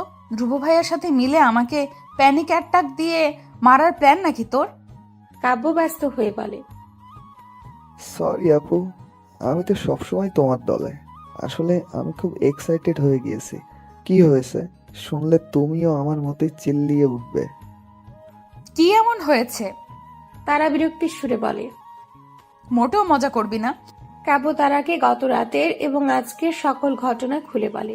সব শুনে এবার তারা নিজে চিল্লিয়ে ওঠে। সে বলে, ধ্রুব ভাইয়া তার মানে সত্যিই ভয় পেয়েছে? ধ্রুবকে গাড়ির দিকে এগিয়ে আসতে দেখে তারা তাড়াহুড়ো করে ফোন রাখার আগে বলে ওঠে। তোর 2 সপ্তাহের ছুটি মৌকুফের ব্যবস্থা করছি আমি। ধ্রুব গাড়িতে বসে তারার দিকে পানির বোতল এগিয়ে দিয়ে বলে, পানি খেয়ে নে, ইউ লুক টায়ার্ড। তারা চুপচাপ পানির বোতল নিয়ে এক ঢোকে অর্ধেক বোতল পানি শেষ করে ফেলে। ধ্রুব গাড়ি স্টার্ট দেওয়ার জন্য স্টিয়ারিং এ হাত রাখতেই নিজের হাতের ওপর একটি নরম হাতের স্পর্শ অনুভব করে। সে ঘাড় ঘুরিয়ে পাশে তাকাতেই দেখে তারা কোমল দৃষ্টিতে তার দিকেই তাকিয়ে আছে। ধ্রুবর সামান্য হক চকিয়ে যায়। তারা কিছুটা আদুরে সুরে বলে ওঠে, একটা আবদার ছিল, প্লিজ না করো না। ধ্রুব মগ্ন হয়ে পড়ে তারার কথাই। সে শীতল স্বরে বলে ওঠে, তুই যা বলবি। আমাদের বিয়ে তো একবারই হবে, তাই না? সবারই ঠিকঠাক উপভোগ করা উচিত না? কাব্য যদি 2 সপ্তাহ ছুটি নেয়, বিশেষ কোনো ক্ষতি হবে? তুমি প্লিজ রাজি হয়ে যাও। বিয়ে শেষে তুমি ওকে পড়ার প্রেশার দিও, আমি কিচ্ছু বলবো না। ধ্রুব কিছুক্ষণ তাকিয়ে থাকে তারার দিকে অপলক। তারা আরেকটু আদুরে ভঙ্গিতে বলে ওঠে, প্লিজ না করো না। ধ্রুব মাথা নেড়ে বলে ওঠে। আচ্ছা। সাথে সাথে তারা একগাল হেসে বলে ওঠে, থ্যাংক ইউ সো মাচ। ধ্রুব কিছুক্ষণ তারার হাস্যোজ্জ্বল মুখ দেখে গাড়ি স্টার্ট দেওয়ায় মনোযোগ দেয়। এই হাসিটুকু দেখার ইচ্ছে হচ্ছিল হঠাৎ তাই আর তারাকে মানা করেনি সে। বিয়ের দিন প্রায় ঘনিয়ে এসছে। কাল সন্ধেয় ধ্রুব আর তারার হলুদ। সব শপিং 2 দিন আগেই শেষ। অনিমাকেও নিজের বিয়ে উপলক্ষে তারা নিজের বাসায় নিয়ে এসছে। রাতে অনিমাকে হঠাৎ ঘুম থেকে টেনে তুলে তারা। অনিমা ঘুমো ঘুমো চোখে তারাকে বলে, দোস্ত প্লিজ ঘুমাতে দে। উঠ না অর্নি, প্লিজ। অনিমা এবার রাগ হয়, বিরক্ত মিশ্রিত কণ্ঠে বলে, তুই তো বিয়ের জন্য নিজের সাইয়া পেয়ে গেছিস, আমাকেও একটু ঘুমিয়ে চেহারা সুন্দর করতে দে। না হয় তোর বিয়েতে হ্যান্ডসাম কোনো ছেলে আমার দিকে ফিরেও তাকাবে না। তারা বলে, কাব্য আমাকে মাত্র কল করেছে। ও বলেছে এই মুহূর্তে ছাদে যেতে, একটা সারপ্রাইজ আছে। অনিমা বালিশ জড়িয়ে ধরে একপাশ ফিরে শুয়ে বলে, তোর এত শখ থাকলে তুই যা, আমি আমার ঘুম বিসর্জন দিয়ে কোথাও যাব না। তারা বিরক্ত হয়। এই মেয়েকে টেনে তোলা যে অসাধ্য কাজ তা ওর বোঝা হয়ে গিয়েছে। একা ছাদে যেতেও ইচ্ছে হচ্ছে না ওর। মনে মনে রাগ হয় সে কাব্যের ওপর। এই ছেলে সব সময় একটা কিছু বলে কৌতূহল জাগিয়ে দিয়ে উধাও হয়ে যায়। আপাততর জন্য ইচ্ছেকে একপাশে রেখে কৌতূহলকে প্রাধান্য দিয়ে একটা ওড়না গায়ে জড়িয়ে নিয়ে ছাদের যাওয়ার উদ্দেশ্যে চুপচাপ বেরিয়ে পড়ে সে। সবার অগোচরে লুকিয়ে ছাদে আসে তারা। অন্ধকারে স্পষ্ট কিছু দেখা যাচ্ছে না। তারা চোখে মুখে বিরক্তি ভাব ফুটে ওঠে। সে বিড়বিড়িয়ে বলে, কাব্যকে আমাকে এই অন্ধকারের মধ্যে ভূত প্রেতের সাথে প্রেমালাপ করতে ছাদে পাঠিয়েছে নাকি? এটা বলতে বলতেই তারা নিজের হাতে থাকা ফোনের ফ্ল্যাশ লাইট অন করতে ব্যস্ত হয়ে পড়ে।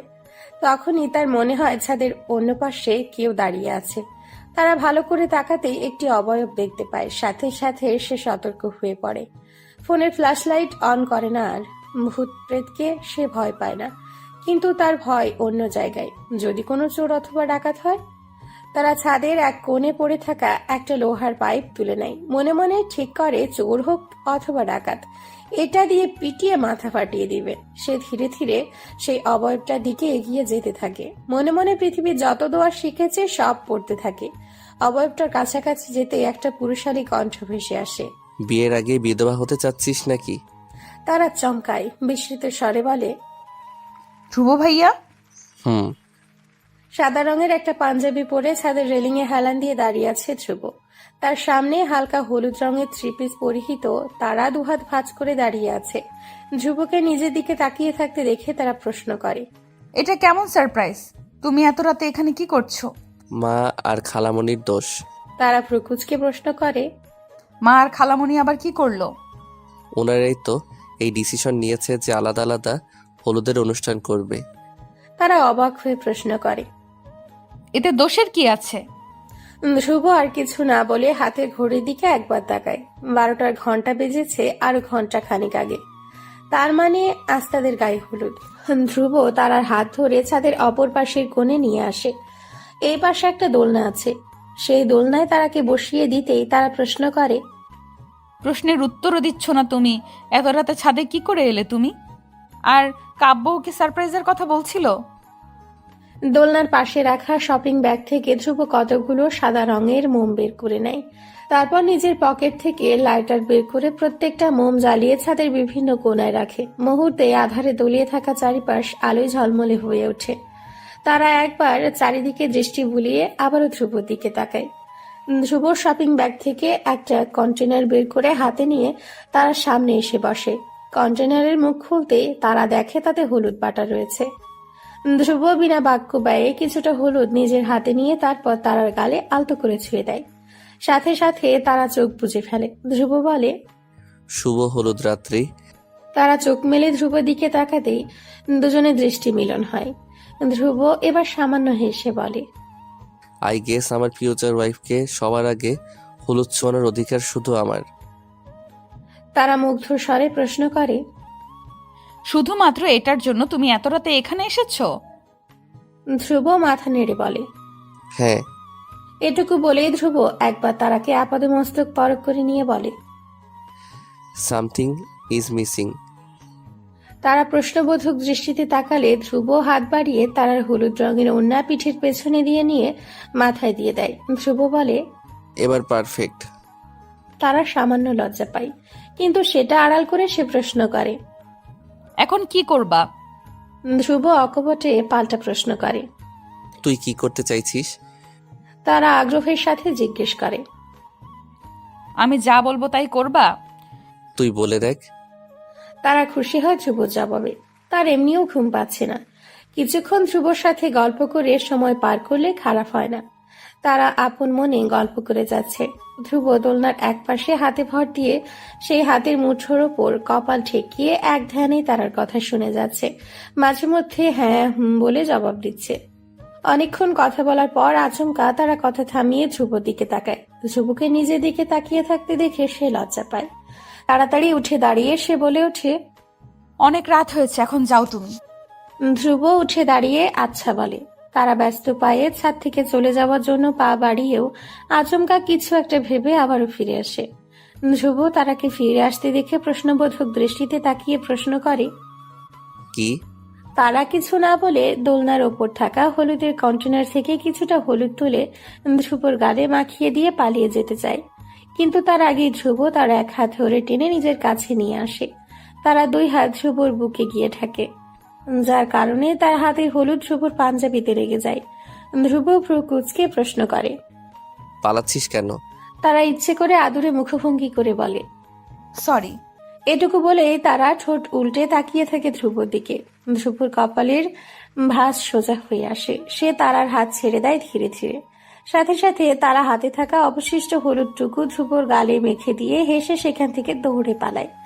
আচমকা তারার এমন কাণ্ডে ধ্রুব কিছুক্ষণ অবাক হয়ে তার যাওয়ার দিকে তাকিয়ে থাকে। পরপরই সে এক হাতে নিজে চুল ঠিক করতে করতে সামান্য হেসে ওঠে। নিজের রুমে ফিরে এসে তারা দরজা লাগিয়ে আয়নার সামনে গিয়ে দাঁড়ায়। তার মাথায় এখনো ধ্রুবর টেনে দেওয়া ওড়না এবং গালে ধ্রুবর ছোঁয়ানো হলুদ আছে। তারা চোখের সামনে ধ্রুবর চেহারা ভেসে ওঠে আবার। সে হেসে মনে মনে বলে ওঠে, বিয়ের জন্য রাজি হওয়ার ডিসিশন এতটাও খারাপ ছিল না। সাদা শাড়ি এবং হলুদ গোলাপের গয়না পরে বসে আছে তারা। হাতে সদ্য লাগানো মেহেদির এক কোণে ধ্রুবর নামটা আর চোখে দেখছে। সম্পূর্ণ ছাদ রং বেরঙের ফুল দিয়ে সাজানো হয়েছে। সকলেই নাচ গান হই হুল্লোড়ে ব্যস্ত। ইতিমধ্যে ধ্রুবর বাসা থেকে হলুদ নিয়ে এসেছে মিসেস সালিহা ও কাব্য। হলুদ লাগানোর পর্ব শেষ হতেই অনিমা এক ফাঁকে এসে তারার পাশে বসে বলে, দোস্ত, এই নাহিদ অসভ্য এখানে কি করছে? কথাটা বলার সময় অনিমা ছাদের এক কোণে দাঁড়িয়ে থাকা নাহিদের দিকে গরম চোখে তাকিয়ে থাকে। তারা সান্ত্বনার ভঙ্গিতে বলে ওঠে, ডিপার্টমেন্টের সবাইকে দাওয়াত দেওয়াই হয়েছে, কিন্তু তোর সাথে ব্রেকআপ হওয়া সত্ত্বেও যে ও এখানে এসে পড়বে সেটা আমি আশা করিনি। অনিমার আগে দাঁত চিবিয়ে বলে, বিশ্ব বেহায়া কোথাকার, সুমাইয়ের সাথে মিলে আমার উপর চিট করার পরও এর এত সাহস যে আমার সামনে আসে। খালি যদি এখন তোর বিয়ের অনুষ্ঠান না হতো, আমি অসভ্যকে ছাদ থেকে ধাক্কা মেরে ফেলে দিতাম। বাদ দে, ওকে ইগনোর কর। তাদের কথার মাঝখানে কাব্য এসে তাদেরকে টেনে নিয়ে যায় নাচের জন্য। সাউন্ড বক্সে মেহেন্দি লাগা কি রাখনা গানটা বাজছে। তার সাথে তাল মিলিয়ে তারা, অনিমা, কাব্য ও তারা দাদুর বাসার পক্ষের কিছু কাজিনেরা নাচানাচি করছে। নাচের মাঝখানে হঠাৎ অনিমা লক্ষ্য করে নাহিদও নাচছে তাদের সাথে, আর নাচতে নাচতে তার কাছাকাছি এসে দাঁড়িয়েছে। নাহিদকে দেখতে অনিমার মেজাজ গরম হয়ে যায়। সে সরে যেতে নিলেই নাহিদ তার এক হাত ধরে তাকে আটকে দিয়ে বলে ওঠে, অর্নি, প্লিজ আরেকবার সুযোগ দাও। আই প্রমিস সুমাইয়া আশেপাশেও আমাকে দেখবে না। অনিমার রাগে এক পা দিয়ে নাহিদের পায়ের হাঁটু বরাবর লাথি মারে। সাথে সাথে নাহিদ আহ বলে ওঠে। সাউন্ড বক্সের গানের ভলিউমের জন্য আশেপাশের কেউ তা খেয়াল করে না। অনিমা বলে, এখন তো শুধু লাথি মেরেছি, আরেকবার মাছের মতো আমার আশেপাশে ফনফন করতে দেখলে মেরে চেহারার ভৌগোলিক মানচিত্র বদলে দিব। অনিমার সাথে সাথে সেখান থেকে চলে যায়। নাহিদ বিরক্তিতে মুখ দিয়ে চ জাতীয় শব্দ করে। অনিমা যে আর কোনোভাবেই তাকে সুযোগ দিবে না সেটা তার বোঝা হয়ে গিয়েছে। নাচের এক ফাঁকে আচমকা তারা চোখ যায় একটা টেবিলের ওপর থাকা কাব্যের ফোনের দিকে। ফোনের স্ক্রিন দিয়ে ধ্রুব তাকিয়ে আছে তার দিকে। তারা সাথে সাথে নাচ থামিয়ে দেয়। ধ্রুব কতক্ষণ ধরে এভাবে তাকিয়েছিল? প্রশ্নটা মনে উকি দিতেই তারা লজ্জায় সাথে সাথে অপর দিকে মুখ ফিরিয়ে ফেলে। আশেপাশে তাকিয়ে কাব্যকে ডেকে কাছে আনে। তারার প্রশ্ন শুনে কাব্য টেবিলের ওপর থাকা নিজের ফোনের দিকে তাকায়। ধ্রুব কল কেটে দিয়েছে ইতিমধ্যে। কাব্য ফোন কিছুটা আড়াল করে রেখেছিল যেন কারো নজরে না পড়ে, কিন্তু তারা কিভাবে দেখে ফেলল সে বুঝতে পারছে না। কাব্য হেসে মাথা চুলকে বলে, আমি তো ভাইয়াকে শুধু ডেকোরেশন দেখানোর জন্য কল দিয়েছিলাম। তারা চোখ রাঙিয়ে তাকাতেই কাব্য বলে, কাট, রাগ হচ্ছে কেন আপু? ডেকোরেশনের পাশাপাশি তোমাকে দেখে ফেললে তেমন বড় কোনো ক্ষতি হয়ে যাবে না। এটুকু বলেই কাব্য সেখানে থেকে পালায়। তারা দুহাত কোমরে রেখে বিড়বিড়িয়ে বলে, নিজের ভাইকে নিজের পেয়াদা বানানো হচ্ছে। স্টেজে বসে আছে ধ্রুব। আচমকা চারিদিকে লাইটের আলো নিভু নিভু হয়ে এলো। কেবল একজনের উপরে চলে গেল সম্পূর্ণ লাইটের ফোকাস। ধ্রুব সামনে তাকিয়ে দেখে লাল লেহেঙ্গা পরে বধূ বেশে তার দিকে এগিয়ে আসছে তারা। ধ্রুব মুগ্ধ চোখে সেদিকে তাকিয়ে থাকে। সে উঠে দাঁড়িয়ে এগিয়ে গিয়ে নিজের এক হাত বাড়িয়ে দেয় তারার দিকে। তারা হেসে তার বাড়িয়ে দেওয়া হাত সদরে গ্রহণ করে। কিছু মুহূর্তের ব্যবধানে কবুল বলে দুজনে জড়িয়ে যায় এক নতুন সম্পর্কে। স্টেজের এক কোণে দাঁড়িয়ে ধ্রুব এবং তারাকে দেখছিল অনিমা। স্টেজে মানুষের ভিড় বাড়ছে, তাই সে ধীরে ধীরে পিছিয়ে যেতে থাকে। আচমকা অসাবধানতা বশত স্টেজের বাহিরে সে পা দিয়ে ফেলে। পড়ে যাওয়ার ভয়ে সে চোখ বুজে ফেলে, কিন্তু যখন অনুভব করে সে পড়েনি তখন চোখ খুলে তাকায়। একজন পুরুষ তাকে ধরে রেখেছে। অনিমার সাথে সাথে সোজা হয়ে দাঁড়ায়। ভদ্রতার সহিত থ্যাংক ইউ বলে সে চলে যেতে নেয়। তখনই সে পুরুষ তাকে ডেকে বলে ওঠে, এক্সকিউজ মি। অনিমা ফিরে তাকিয়ে বলে, জি। আমি নুহাস, তারার কাজিন। আপাতত সিএসসি নিয়ে পড়ছি। বেশ ভালো স্টুডেন্ট বলা যায়। ইনশাআল্লাহ খুব জলদি ভালো জবও পেয়ে যাব। আর আপনি? অনিমা ফ্রুকুচকে লোকটার কথা শুনে। শেষের কথাটা শুনে সে এগিয়ে এসে সামনে দাঁড়ায়, বলে, আমি চুড়েল, তারার বেস্ট ফ্রেন্ড। আপাতত শেওড়া গাছে আমার বসবাস, আর মানুষের মাথা চিবিয়ে খাওয়া আমার প্রিয় কাজ। কথাটুকু বলে অনিমা সেখান থেকে প্রস্থান করে। নুহাস বলে ওঠে, চুড়েল, শেওড়া গাছ, ইন্টারেস্টিং। ধ্রুব যখন নিজের রুমে প্রবেশ করে তখন রাত প্রায় 12টার উপর বাজে। এতক্ষণ তার বন্ধুরা মিলে তাকে আটকে রেখেছিল। রুমে ঢুকে দরজা লাগাতেই ধ্রুব দেখে তারা বিছানার উপর আরাম করে ঘুমোচ্ছে। এত রাতে মানুষের ঘুমানোটাই স্বাভাবিক। তার উপর আজকে সারাদিন তারার উপর দিয়ে কম ধকল যায়নি, টায়ার্ড হওয়ারই কথা। কিন্তু ধ্রুবর চোখ কুচকায় সম্পূর্ণ বিছানায় তারা লেহেঙ্গা এবং ওড়না ছড়ানো দেখে। আরেকজন মানুষের বসার জায়গাটুকু পর্যন্ত নেই। ধ্রুব বিরক্ত হয়। এই মেয়ের কি কাপড় চেঞ্জ করে ঘুমানোর ধৈর্যটুকু নেই? ধ্রুব নিজেও খুব টায়ার্ড। সে এখন কোথায় ঘুমোবে? কাপড়টার কথায় সে নিজের রুমে সোফাও সরিয়ে ফেলেছে। আর উপায় না পেয়ে ধ্রুব তারাকে ডাকে। নয়নতারা, এই ওঠ। তারা একটু নড়ে চড়ে ওঠে, তারপর আরেক দিকে ফিরে আবার ঘুমিয়ে যায়। ধ্রুব ধৈর্য হারা হয় না, সে আবারও ডাকে। নয়নতারা, ওঠ না, আমিও টায়ার্ড। তারা ঘুম জড়ানো গলায় বলে ওঠে। অন্য রুমে যাও না ধ্রুব, ভাইয়া ডিস্টার্ব করবে না প্লিজ। ধ্রুব বলে ওঠে। ভাইয়া, অন্য রুম? এই তুই ভুলে গিয়েছিস একটু আগে আমাদের বিয়ে হয়েছে? কে তোর ভাইয়া? আর অন্য রুমে কেন যাব আমি? এটা সারা জীবন আমার রুম ছিল, আমি কোথাও যাব না। ধ্রুবর কথার বেগে এবার তারার ঘুম ভাঙে। সে চোখ মেলে ধ্রুবর দিকে তাকায়। আর মোড়া ভেঙে সে বিছানা থেকে নেমে দাঁড়ায়, তারপর বলে। সরি ভাইয়া বলে ফেলেছি। ধ্রুব ভ্রু কুঁচকে প্রশ্ন করে। আপনি কাকে ডাকছিস? তারা আশেপাশে তাকিয়ে বলে। এই রুমে আপনি ছাড়া আর কেউ আছে? আর তাছাড়া এখন তো আপনাকে আর ভাইয়া ডাকতে পারবো না, আবার শুধু নাম ধরে ডাকতেও অদ্ভুত লাগবে আমার, তাই ব্যালেন্স করার জন্য এখন থেকে আপনি ডাকবো। ধ্রুব তারা যুক্তি পছন্দ হয় না, সে বলে। যেভাবে তুমি থেকে আপনিতে উঠেছিস সেভাবে আপনি থেকে এখন তুমিতে নেমে যা।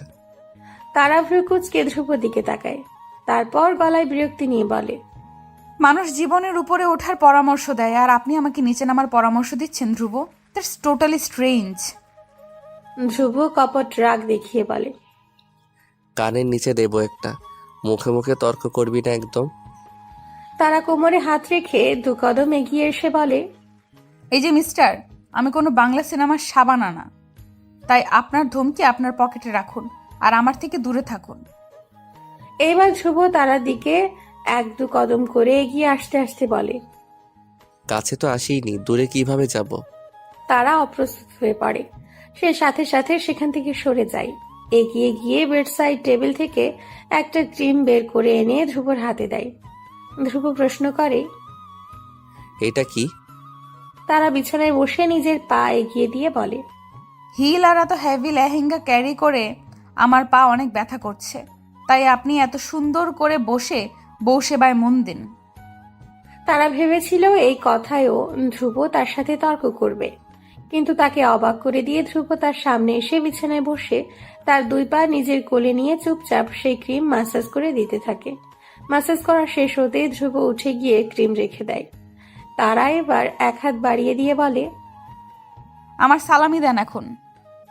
কিসের সালামি? খালামুনি আমাকে বলেছে বিয়ের দিন রাতে নাকি নতুন বউয়ের চেহারা দেখে তাকে কোনো গিফট দিতে হয়। ধ্রুব তারার পাশে এসে বসতে বসতে বলে। বুঝ হওয়ার পর থেকে তো এই এক চেহারাই দেখেছি, এর জন্য আবার কিসের গিফট দিব? তারা চোখ রাঙিয়ে তাকায়। ধ্রুব সাথে সাথে হেসে দেয়, বলে। বারান্দায় চল। তারা মুখ ভার করে বসে আছে। ধ্রুব এবার উঠে তারার হাত ধরে টেনে তাকে বারান্দায় নিয়ে দাঁড় করিয়ে বলে। ওয়েট কর, আমি আসছি। কিছুক্ষণের মধ্যে ধ্রুব হাতে করে একটা লম্বা খাম নিয়ে বারান্দায় আসে। তারা ভ্রু কুঁচকে প্রশ্ন করে। এটা কি?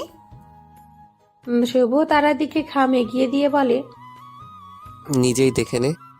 তারা ধ্রুবর কথা মতো খাম খুলে ভেতর থেকে একটি কাগজ বের করে। সাথে সাথে সে বিস্ময়ে মুখে হাত দিয়ে ফেলে। ধ্রুব হেসে বলে ওঠে।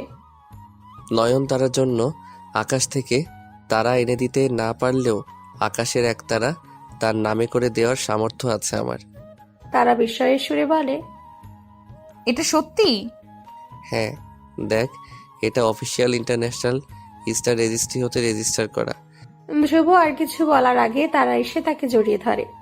সে এরকম কিছু ধ্রুব থেকে এক্সপেক্টই করেনি। তারা বলে। এটা আমার লাইফে পাওয়া best gift, thank you so much. Dhruv হেসে 2 হাতে তারাকে জড়িয়ে ধরে বলে।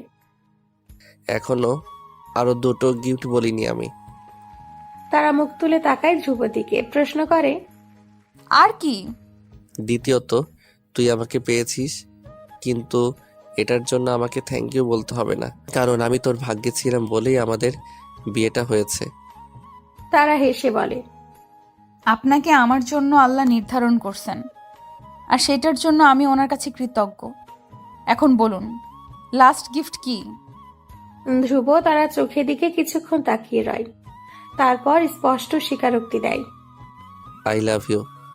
তারা চোখে খুশি এবং মুগ্ধতা দেখা যায়। সে প্রশ্ন করে, কবে থেকে?